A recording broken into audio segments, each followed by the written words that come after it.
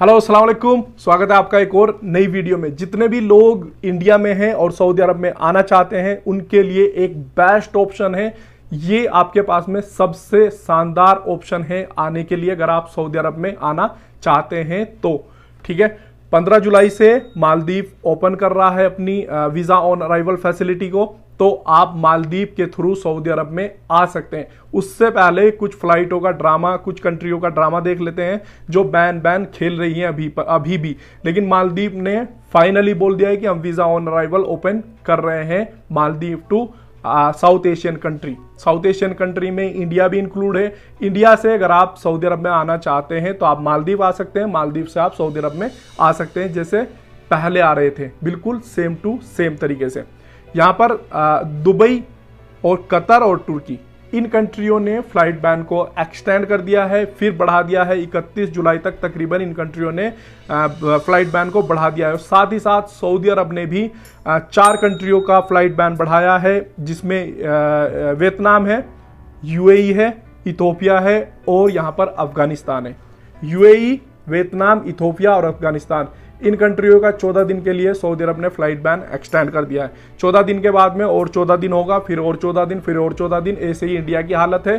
तो अगर आप निकलना चाहते हैं तो ये आपके पास में सबसे अच्छा ऑप्शन है। मालदीव के थ्रू आप अब निकल सकते हो। उसके लिए आपको किन किन डॉक्यूमेंट्स की जरूरत पड़ेगी, क्या क्या चाहिए, क्या प्रिपरेशन करना है आने के लिए, वो सारी चीजें मैं आपको कंप्लीटली इस वीडियो में बताने वाला हूं। तो चलिए स्टार्ट करते हैं। अगर चैनल पर आप नए हैं तो सब्सक्राइब कर लें और इस वीडियो को लाइक कर दें। अगर वीडियो अच्छी लगे तो शेयर भी कर सकते हो। चलिए स्टार्ट करते हैं।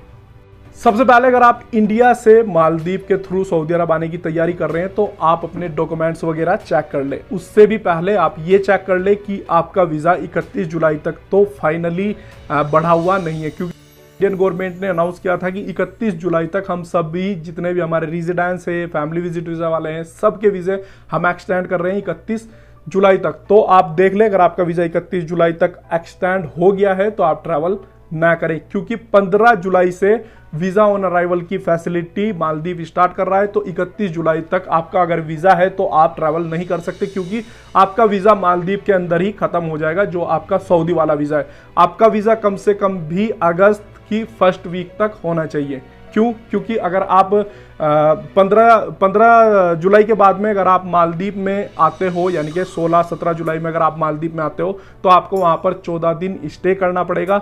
14 दिन के बाद में 15वें दिन आपकी फ्लाइट सऊदी अरब के लिए होगी, तो आपका जो वीज़ा है वो वहीं पर मालदीव के अंदर ही खत्म हो जाएगा। तो आप ट्रैवल नहीं कर पाओगे। मालदीव से आपको फिर डिपोर्ट होना पड़ेगा और इंडिया आना पड़ेगा वापस। तो आपका वीज़ा थोड़ा सा ज़्यादा होना चाहिए। तो जिन लोगों के वीज़े में टाइम है और वो उनके सारे और भी डॉक्यूमेंट्स कंप्लीट है तो वो ट्रैवल बिल्कुल कर सकते हैं।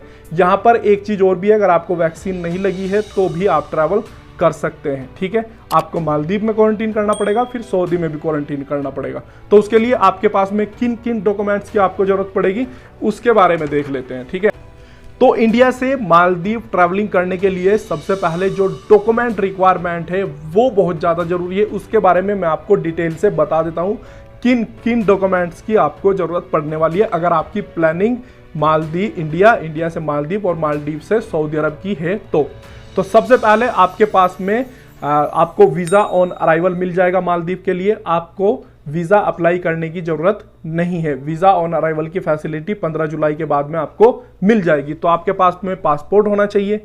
आपका पासपोर्ट वैलिड होना चाहिए, कम से कम 6 मंथ 2 ब्लैंक पेजेस के साथ में। उसके बाद में आपको जो जरूरत पड़ेगी सेकंड चीज वो है आपका वीज़ा। सऊदी अरब में जिस टाइप के भी वीज़े पर आप जा रहे हैं वो आपके पासपोर्ट पर स्टैम्प होना चाहिए। आपके पास में वीज़ा होना चाहिए, भले आपके पास में टूरिस्ट वीज़ा हो, बिजनेस वीज़ा हो, वर्किंग वीज़ा हो या फिर फैमिली विजिट वीज़े वाले भी जा सकते हैं। तो आपके पास में वैलिड वीज़ा होना चाहिए। वीज़े के साथ में अब आपके पास में टिकट होना चाहिए। टिकट कहाँ का लिए?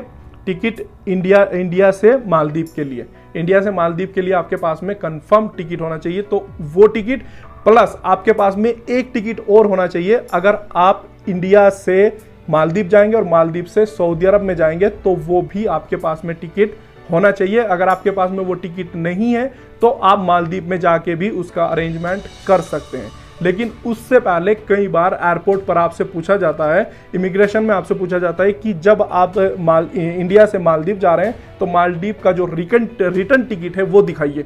तो रिटर्न टिकट आप किसी भी ट्रैवल एजेंसी से ले सकते हैं, वो 150 रियाल का आपको आसानी से मिल जाता है। तो वो टिकट आप निकलवा लें। जैसे ही आप मालदीव से सऊदी अरब जाएंगे तो वो 24 घंटे के अंदर आपका टिकट कैंसिल हो जाएगा। तो रिटर्न टिकट भी आप साथ में लेके चले तो ज़्यादा अच्छा है। अब टिकट की बात हो गई। टिकट के बाद में आपको जिस चीज़ की जरूरत पड़ेगी वो है RC-PCR टेस्ट। आपके पास में PCR टेस्ट होना चाहिए जिसमें QR कोड अवेलेबल होना चाहिए, जिसे पहले आपसे मांगा जाता था। अगर आपने एक वैक्सीन या 2 वैक्सीन ले रखी है तो बहुत अच्छा है, आपके पास में उन वैक्सीन का सर्टिफिकेट भी होना चाहिए। अगर आपने वैक्सीन ले रखी है तो सर्टिफिकेट साथ में लेकर के आप जाइए, ठीक है। उसके बाद में आपको जरूरत पड़ेगी होटल बुकिंग। होटल बुकिंग जब आप कर रहे हो तो यहाँ पर आपको एक चीज़ का ध्यान रखना है।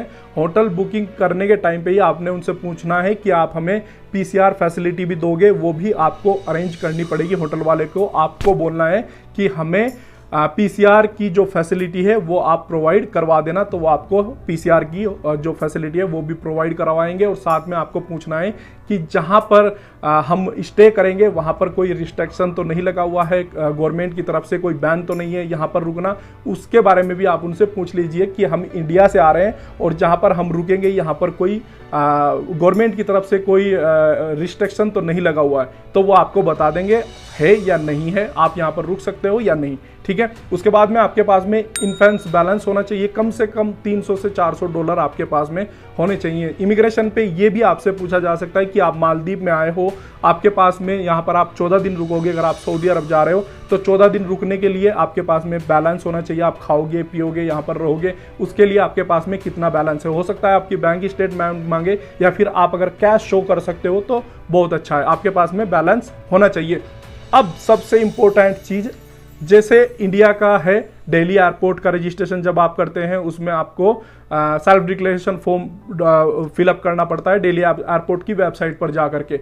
उसी तरीके से मुकीम पोर्टल पे जाकर के आपको सऊदी अरब के लिए अपनी जो इंफॉर्मेशन है वो अपलोड करनी पड़ती है। यहाँ पर है iMoga, तो iMoga पर जाकर के आपको अपनी ट्रैवलिंग इंफॉर्मेशन वहां पर अपलोड करनी है जब आप इंडिया से मालदीव में जाएंगे। और मालदीव से जब आप सऊदी अरब जाएंगे तो फिर आपको अपनी दोबारा जो इंफॉर्मेशन है ट्रैवलिंग की वो अपलोड करनी पड़ेगी। कम से कम 12 घंटे के पीरियड में आप ये जो अपनी अपडेट है वो डालते चलिए।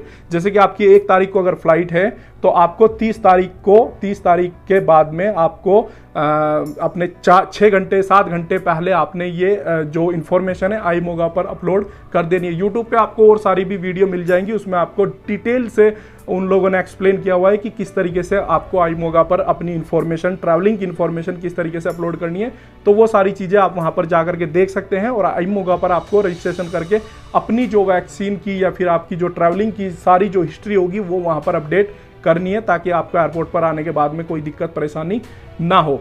अब आप मालदीव में आ चुके हैं, मालदीव में आप 14 दिन स्टे करेंगे। स्टे करने के बाद में अगर आपके पास में होटल ने PCR फैसिलिटी प्रोवाइड की है तो आप PCR कराएंगे।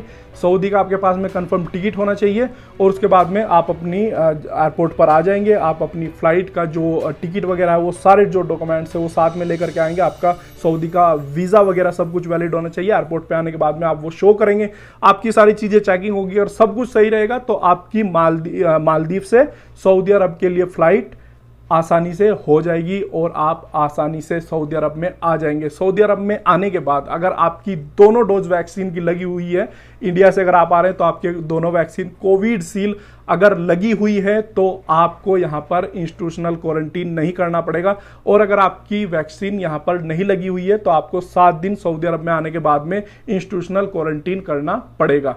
तो ये पूरा तरीका है इंडिया टू मालदीव और मालदीव टू सऊदी अरब आने के लिए। अगर मैं कुछ चीज़ यहाँ पर भूल गया हूँ या हो सकता है मैंने आपको नहीं बताई है तो आप वो मुझसे कमेंट में पूछ सकते हैं, मैं कमेंट में आपको रिप्लाई 100% करूँगा, ठीक है। और अगर आपका कोई भी कंफ्यूजन हो तो वो भी आप मुझसे वहाँ पर पूछ सकते हैं। उम्मीद करता हूँ ये वीडियो आपको काफ़ी पसंद आया होगा। अगर पसंद आया तो लाइक कर सकते हो, चैनल को सब्सक्राइब कर सकते हो आने वाली और मोर वीडियोज़ के लिए, और इस वीडियो को शेयर भी कर सकते हो। मिलते हैं एक और नई वीडियो में, तब तक के लिए अपना ख्याल रखिए। जय हिंद।